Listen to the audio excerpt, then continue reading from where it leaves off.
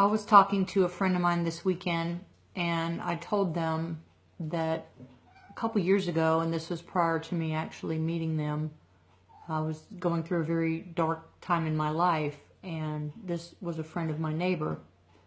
And I would look out my window and I would see them over in my neighbor's yard helping her. And this is a lady who was a little elderly and her husband was sick. And this person had traveled a great distance to come and visit his friends and would be out in the yard working in the yard and working on their cars and fixing their fence and just doing, whatever was needed.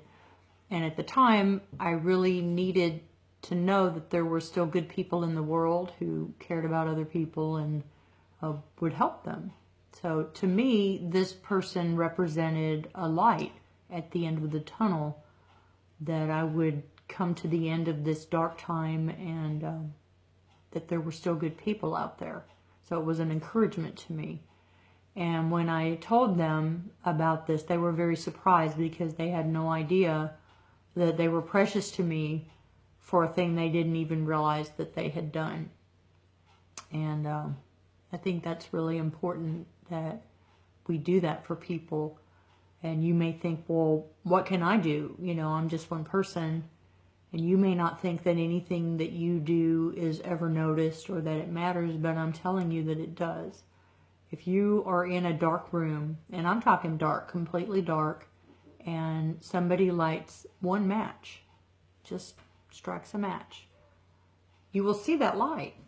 You'll see it. Even though the whole room is dark, you see that light. That's how important one small spark can be. You can make a difference to somebody even when you don't know that what you're doing is noticed.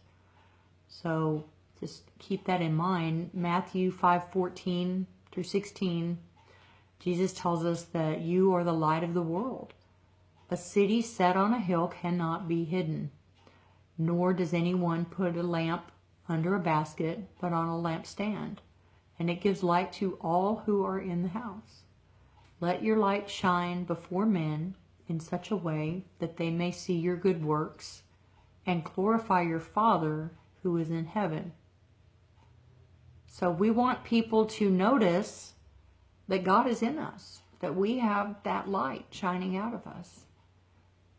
And they want to know more about what gives us that joy and that light and that peace.